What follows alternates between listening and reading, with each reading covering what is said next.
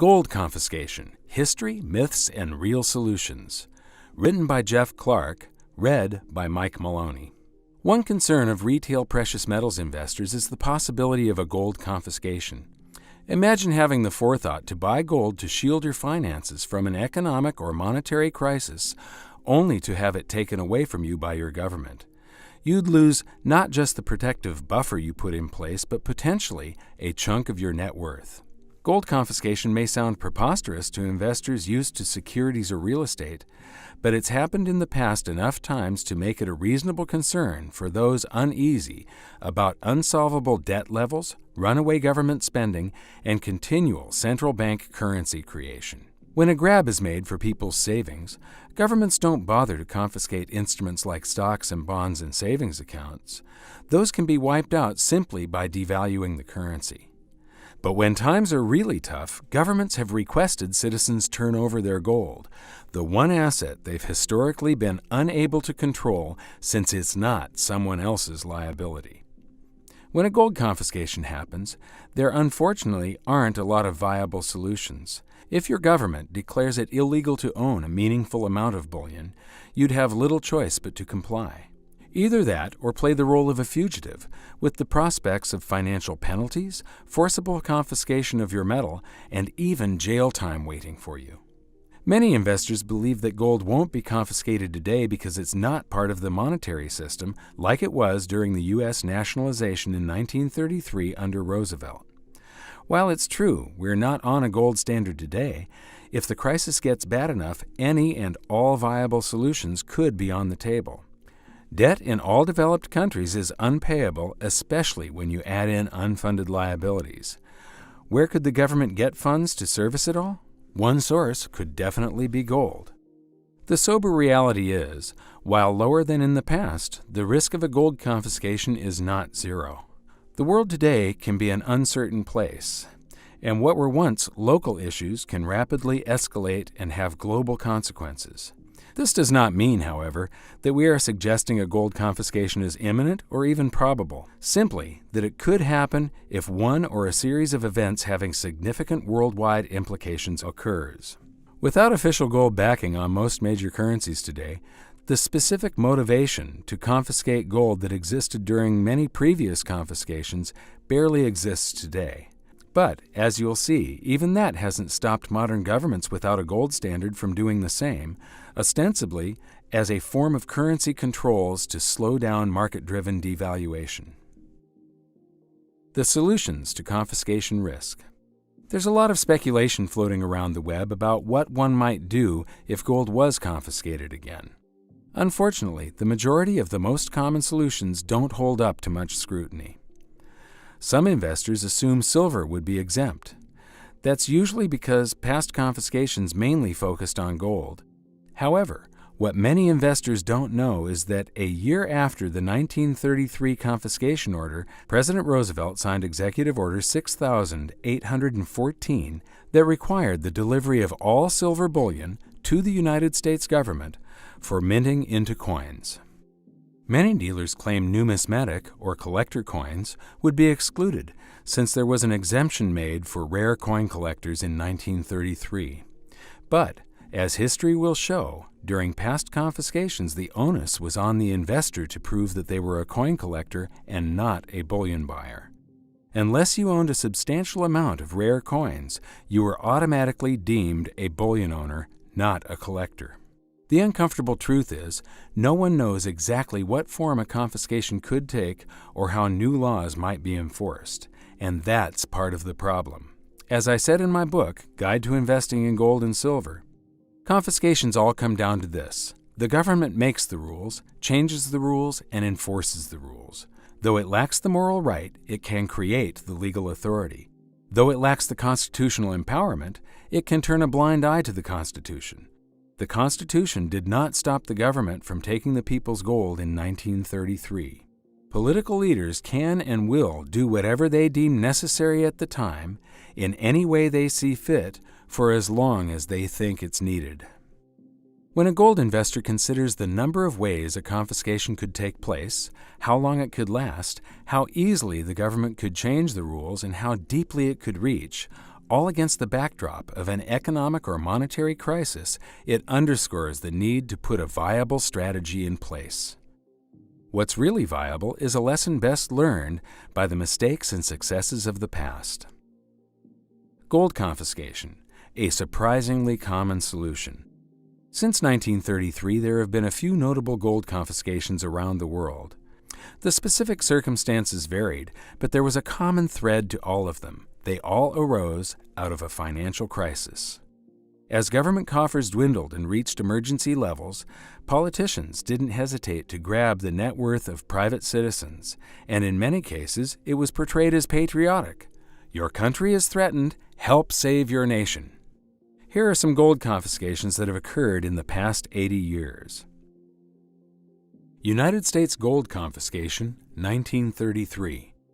Labeled Executive Order 6102, President Franklin Roosevelt signed a law on April 5, 1933, quote, forbidding the hoarding of gold coin, gold bullion, and gold certificates within the continental United States, unquote. Now, I want to point out that if you save your wealth in real money, gold and silver, the government considers that hoarding. But if you hoard their currency, they call that savings. Governments always want you to save in their currency so that they can confiscate your wealth from you through inflation. The executive order basically meant that private owners were requested to take their coins, bars, and gold certificates to a bank and exchange them for U.S. dollars at the prevailing rate of $20.67 per ounce. Why did he do this? The U.S. was on a gold standard at the time, so hoarding gold, i.e. real money, was seen as a threat to the stability of the country's financial system. Remember how bad things got. The Great Depression was already 4 years old and wasn't showing any sign of abating. Banks were shut, unemployment soared, bread lines formed, civil unrest grew, and the government couldn't make its debt payments. Roosevelt thought he needed to remove gold's constraint on the Federal Reserve that prevented it from increasing the currency supply. Within 9 months after making gold illegal to own, the president raised the official price to $35 per ounce. The dollars those ex-gold owners received in exchange had just been devalued by 40%. It's actually a misconception that FDR confiscated gold in 1933. More accurately, he nationalized it. Citizens were compensated for what they turned over. In a true confiscation, your assets are essentially seized with no compensation. In a severe national crisis, it's certainly possible the government wouldn't be able to afford to pay investors the full value of their bullion. And the U.S. government was serious about you not hoarding gold. As Wikipedia reports, under the Trading with the Enemy Act of 1917, as later amended by the Emergency Banking Act of March 9, 1933, violation of the order was punishable by fine up to $10,000 and up to 10 years in prison or both. Numerous individuals and companies were prosecuted. Worse, the ban on the private ownership of gold in America, the home of the free, lasted over 4 decades. Not until January 1, 1975, could U.S. citizens own more than $100 in gold again. Australia gold confiscation, 1959. The Australian government similarly nationalized gold. The law, part of the Banking Act in 1959, allowed gold seizures of private citizens if the government determined it was expedient to do so for the protection of the currency or the public credit of the Commonwealth. In other words, they made it legal to seize gold from private citizens in exchange for paper currency. The country's treasurer stated in a press release that followed, all gold, other than wrought gold and coins to a limited extent, had to be delivered to the Reserve Bank of Australia within 1 month of its coming into a person's possession. The law also said you weren't allowed to sell gold except to the Reserve Bank of Australia, their central bank. Nor could you export any gold, send it outside the country, without the bank's permission.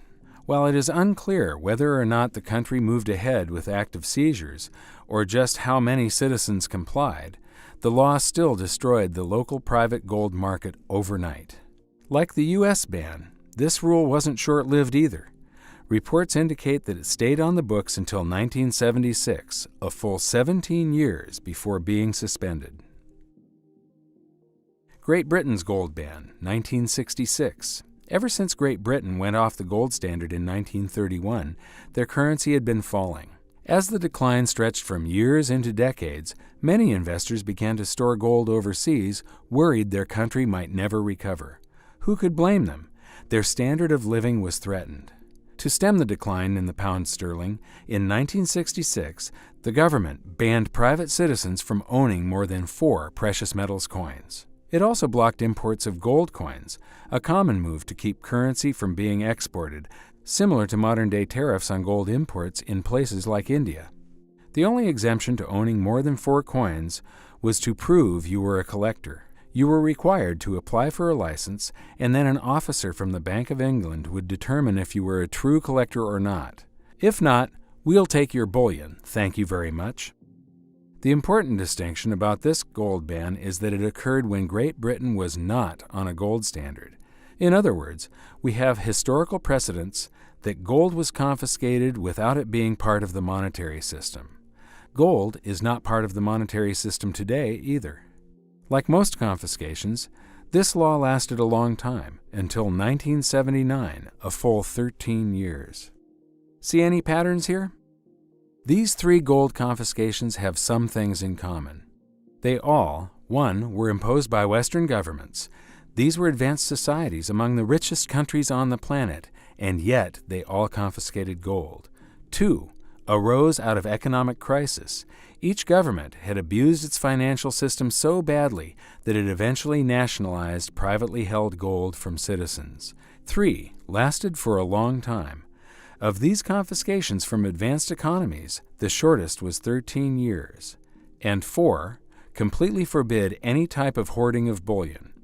Only true collectors were exempt, and only those pieces that were truly classified as rare, and you had to prove it. Interestingly, gold jewelry was not part of any of these confiscations. Unfortunately, there are some nastier gold confiscations from history.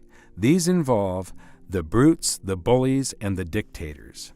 It won't surprise you that in nations ruled by an oppressive regime, gold was a natural target to grab for funds for the government. Italy's gold donation. Benito Mussolini, Italy's prime minister turned dictator, tried to fight a nasty recession by introducing the Gold for the Fatherland initiative in 1935. He encouraged the public to voluntarily donate their gold rings, necklaces, and other forms of gold to the government. In exchange, citizens received a steel wristband that bore the proud words translated, "Gold for the Fatherland." It's said that even his wife Rachel donated her own wedding ring in a show of solidarity. The gold was melted down and made into bars, then distributed to the country's banks. The government netted 35 tons, 1.23 million ounces, from citizen donations.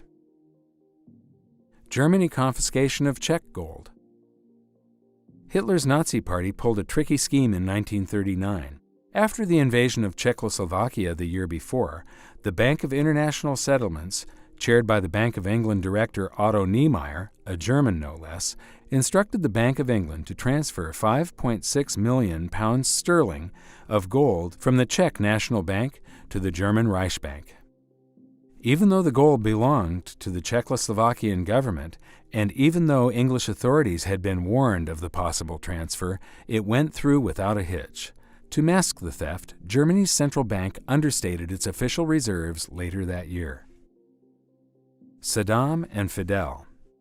The madman of Iraq and the communist oppressor of Cuba both confiscated gold, art, and jewelry. These brutal dictators took whatever they wanted at the point of a sword or a gun. As you might surmise, citizens were not compensated when their holdings were seized, unless you count remaining alive as compensation. Russia.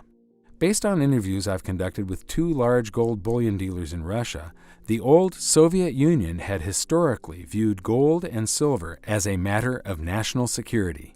Therefore, private ownership of gold in any form except jewelry and numismatic coins was strictly forbidden. People went to jail for owning gold bars. And in spite of the Russian central bank being one of the biggest buyers of gold since 2008, those old laws are still on the books. It's illegal to buy or sell bullion bars except at a bank that has a precious metals license, and very few have them. It's a criminal offense to buy or sell a gold bar from a friend or relative. Transporting bars has strict rules and can send you to prison if you break them. It is illegal to take bullion bars out of the country, and buying and selling foreign-made bars is also illegal.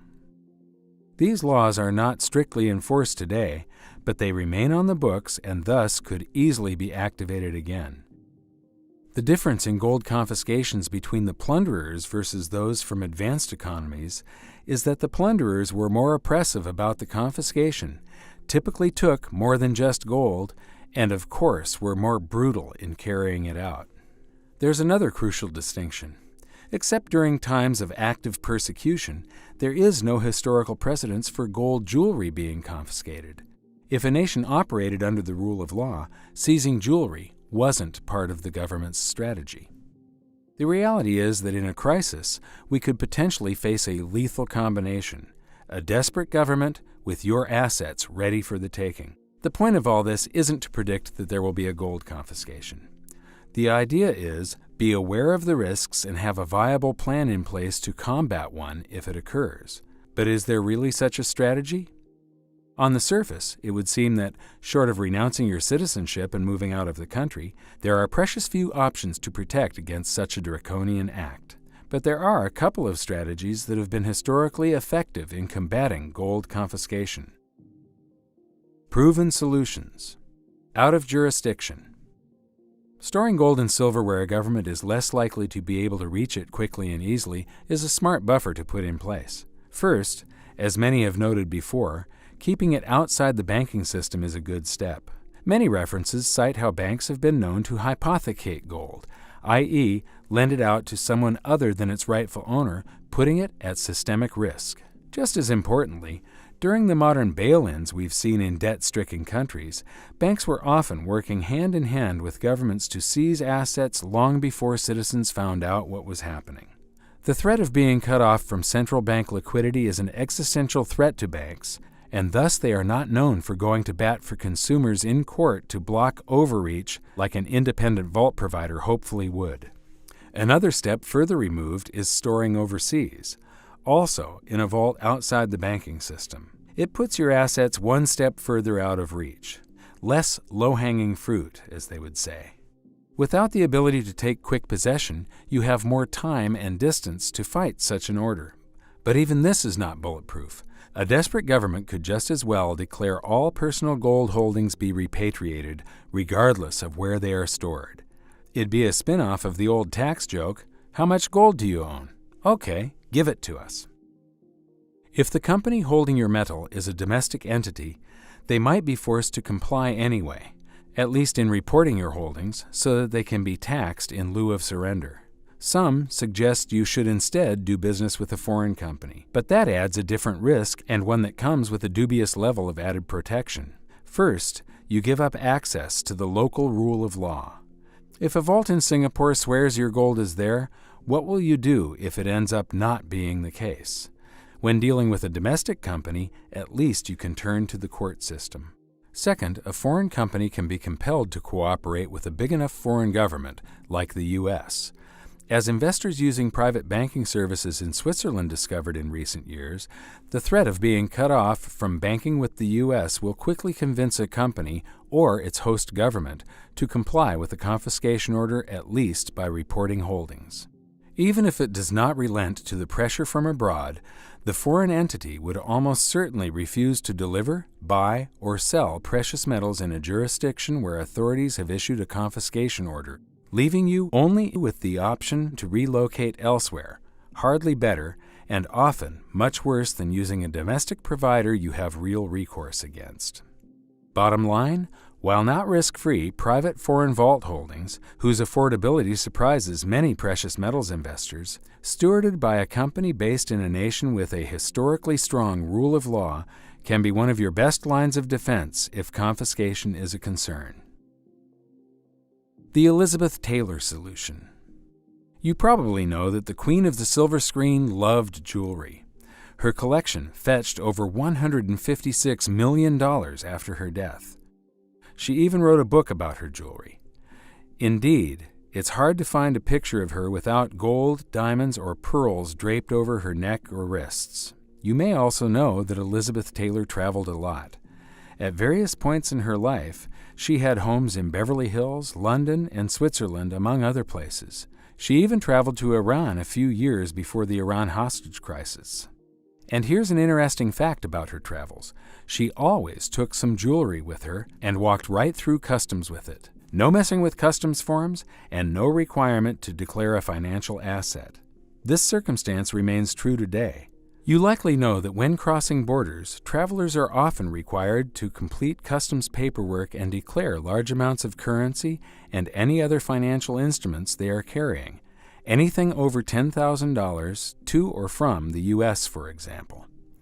The new rules specifically mention gold, and also that the price of the gold determines if you are at the reporting limit, not the face value on a coin. That means that 7 ounces of gold would be the maximum you could carry at $1,300 gold. You'd be at risk with 5 coins when gold reaches $2,000. Since gold jewelry is not considered a financial asset under U.S. law, reporting it is not required. Nor have we discovered any country where it is handled differently, though always be sure to check the laws along your itinerary. You and your loved ones can employ your own Elizabeth Taylor solution. Consider the advantages you'd possess if you wanted to transport some gold outside the country.